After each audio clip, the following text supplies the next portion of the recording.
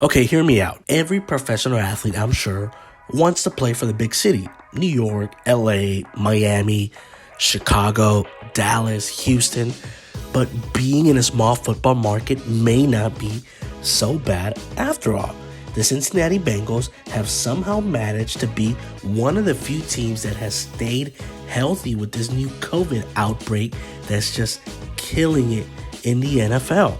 But I think we know why, and their quarterback, Joe Burrow, may have cracked the code as to why their team is healthy. But I'm sure his comments did not sit well with Southwest Ohio residents. And let me quote, "Unfortunately, there's not a ton to do in Cincinnati. Nobody's going out to clubs and bars and getting COVID every weekend." I mean, it is probably the best thing that Cincinnati can have going on for them since Cincy doesn't have the draws that the league's top markets do, and that can be seen as a bad thing to plenty of players, and Burrow actually credits it for their team's health. I mean, he is right. There is no distractions in Cincinnati.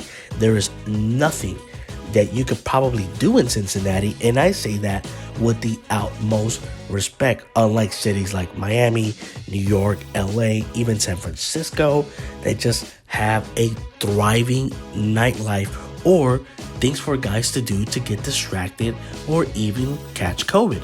There are a few things you can do in the city, and the lack of attractions in downtown Cincinnati has been lost on local officials. Look, within the past decade, the area between the Bengals Paul Brown Stadium and the Cincinnati Reds of the Major League Baseball Great American Ballpark, known as the Banks, has seen some significant development.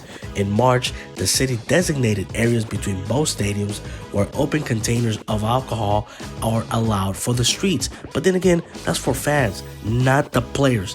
The Andrew J. Brady Music Center, which is adjacent to Paul Brown Stadium, also opened this year. Former Bengals wide receiver Chad Ochocinco, or Chad Johnson, whatever you want to call him, begs to differ with Joe Burrow's comments and tweeted, "There's a Starbucks in downtown and a McDonald's in Covington, and O'Charlie's in Tri-County, which in fact has the best complimentary bread known to man." I mean, you do want to listen to Chad Johnson. The man played his best years for the Cincinnati Bengals.